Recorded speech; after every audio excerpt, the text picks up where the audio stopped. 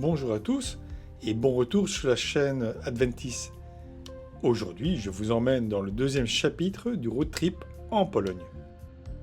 À la fin de l'épisode précédent, nous étions à Toruń où nous avions passé la soirée à déambuler dans les rues remplies de charme et d'histoire. Nous avions trouvé une auberge pour nous restaurer. Sans placement de produit, c'est une adresse trouvée dans le guide du routard. Ce matin, nous prenons la route déterminée à rejoindre ce qui est, pour moi, l'incontournable de la Pologne, Cracovie. Après plusieurs jours d'exploration, c'est ici que se retrouve la quintessence de l'histoire et de la culture polonaise, une ville que l'on ne peut vraiment quitter sans garder l'empreinte dans le cœur. Nous avons choisi de prendre l'autoroute pour y arriver rapidement, d'où l'absence d'images à vous proposer. En arrivant enfin dans cette ville emblématique, nos premiers pas nous ont conduits sur la majestueuse place Rynek Główny, l'une des plus grandes places médiévales d'Europe, bordée de bâtiments historiques. La beauté de ses arcades, ses hôtels de ville et la Basilica Mariacka, le tout baigné par la lumière douce de l'après-midi, nous a immédiatement transportés dans une autre époque. Nous avons pris le temps de photographier la célèbre Barbacane, vestige de l'ancienne fortification de la ville, ainsi que la porte Saint-Florian, l'une des dernières portes encore debout du vieux rempart médiéval. Le regard posé sur le château Wawel, qui domine majestueusement la ville depuis sa colline, c'était un retour aux racines de l'histoire polonaise. Mais Cracovie, c'est aussi une ville marquée par des moments tragiques. Sur notre chemin, nous avons croisé la croix de Katyn, un monument émouvant rappelant l'atrocité des massacres de la Seconde Guerre mondiale, un symbole lourd de mémoire pour la Pologne. L'une des expériences incontournables que Patrick nous avait fait découvrir lors de nos précédents voyages en Pologne est l'expérience culinaire unique des bars Mechley. Ces anciennes cantines populaires de l'époque communiste où l'on déguste des plats traditionnels polonais à des prix très abordables. Le bar Mechley reste pour nous une valeur sûre, un lieu où l'on peut savourer des pierogies, des soupes rustiques et des plats simples mais délicieux, tout en plongeant dans l'atmosphère authentique de la Pologne d'antan. Notre périple se poursuit, nous laissant guider par nos envies vers des lieux tout aussi plaisants. Aujourd'hui, notre destination est Zakopane, cette perle nichée au pied des Tatras, qui est une véritable invitation à la découverte de la Pologne montagnarde. L'accès à cette région a été rendu facile grâce à l'aménagement de nouvelles voies rapides, mais elles ont aussi un impact sur l'authenticité des paysages. Zakopane, autrefois paisible petit village, s'est transformé en une destination touristique incontournable.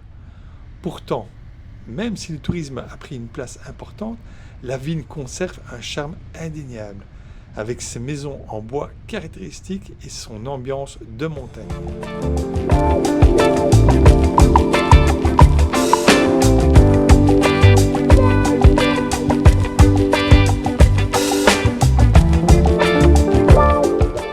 Avant de prendre la route vers les montagnes, nous avons fait une petite halte dans un garage BMW car Patrick avait un problème technique. Heureusement, la réparation ne prend que quelques minutes et nous repartons rapidement.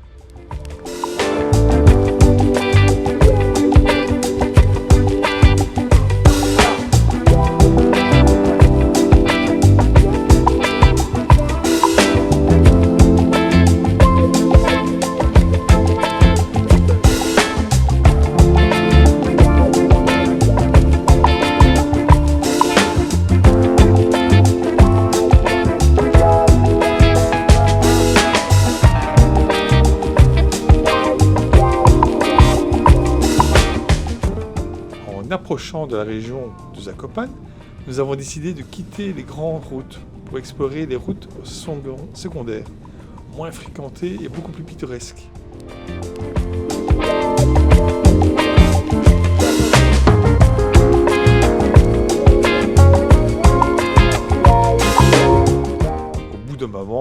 voit au loin les montagnes de la région de Tatras, région limitrophe de la Slovaquie.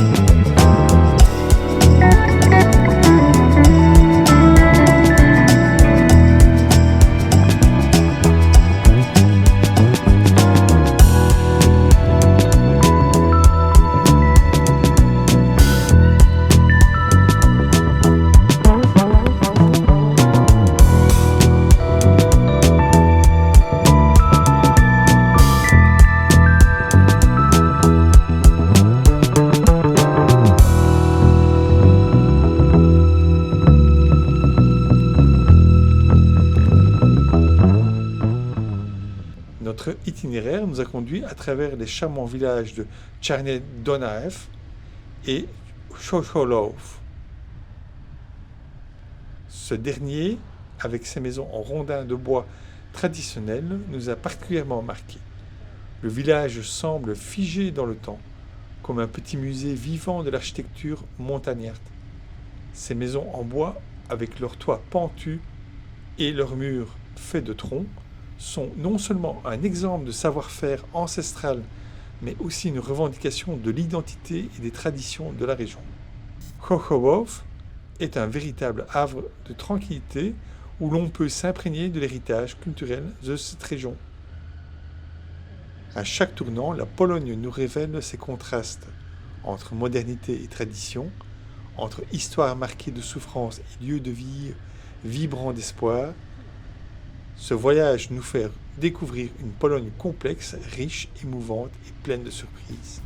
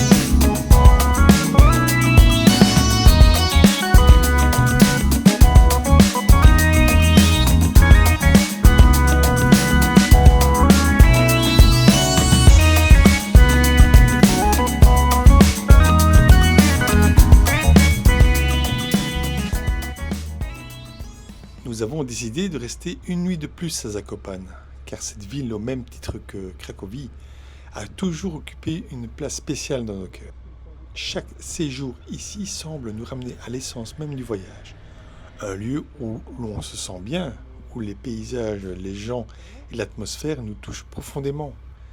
Zakopane, avec ses montagnes imposantes et ses traditions vivantes, nous attire toujours autant. Nous prenons plaisir à refaire les mêmes activités, presque comme si cela faisait partie de la magie du lieu. Ce matin, cependant, nous avions décidé de partir en exploration plus lointaine. Nous avons tracé une petite boucle qui nous conduirait vers Nauitarg, en empruntant des routes sinueuses au milieu de paysages pittoresques.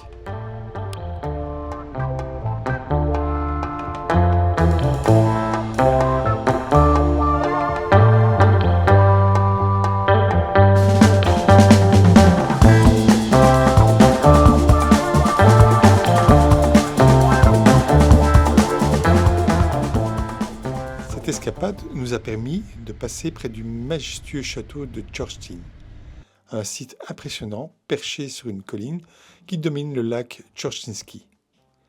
L'histoire de ce château qui remonte au Moyen Âge se mêle parfaitement avec les paysages environnants, créant un décor de carte postale. Nous avons pris un moment pour nous imprégner de ce lieu empreint de mystère et de légende.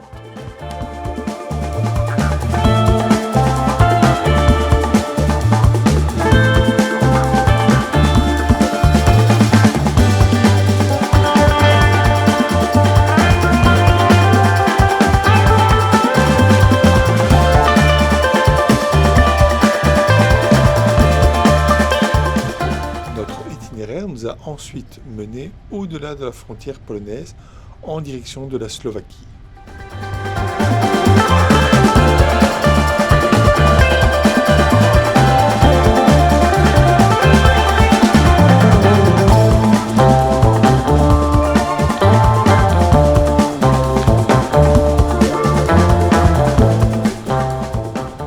Notre incursion nous a fait prendre de belles routes montagnardes avec au sommet, avant de basculer sur l'autre versant, un beau spectacle sur de superbes vallées.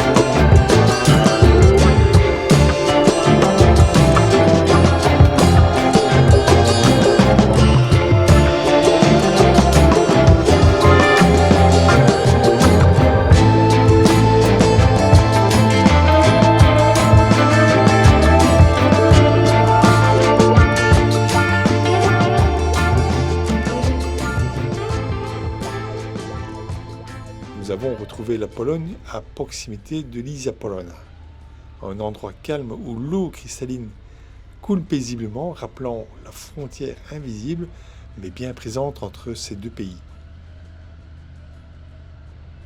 Nous n'étions pas bien loin de Morskie Oko, ce célèbre lac polonais situé dans les Tatras, mais nous n'avons pas eu le temps de nous y rendre cette fois-ci.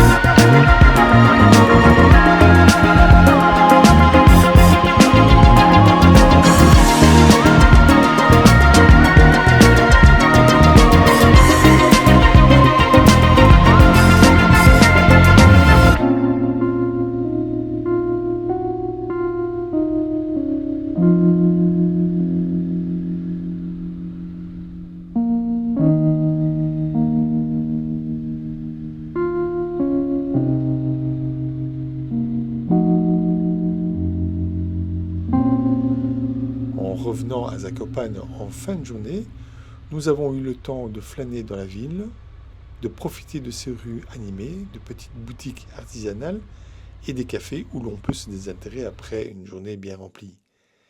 Zakopane a ce charme particulier qui fait que on ne veut jamais partir, mais aussi l'envie irrésistible de revenir encore et encore. Notre après-midi s'est orienté vers un projet bien précis, prendre le funiculaire pour atteindre les hauteurs de la montagne.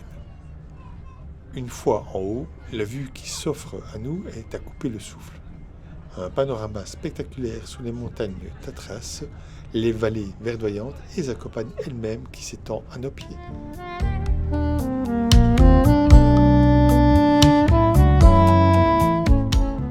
c'est un spectacle que l'on ne se lasse jamais de contempler.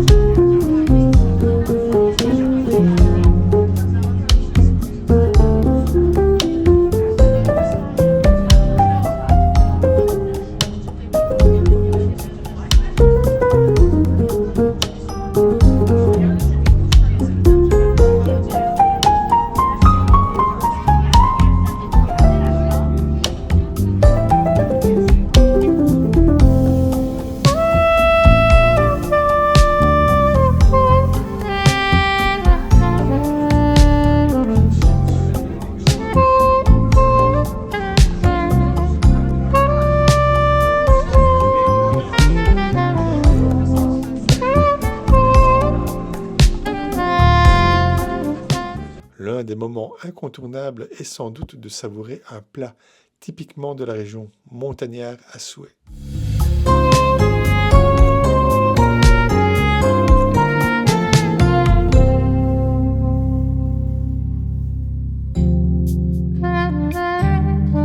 C'est ainsi que notre deuxième journée à Zakopane s'achève. Si vous avez aimé cet épisode, n'oubliez pas de vous abonner, d'activer la cloche pour le prochain chapitre et de liker.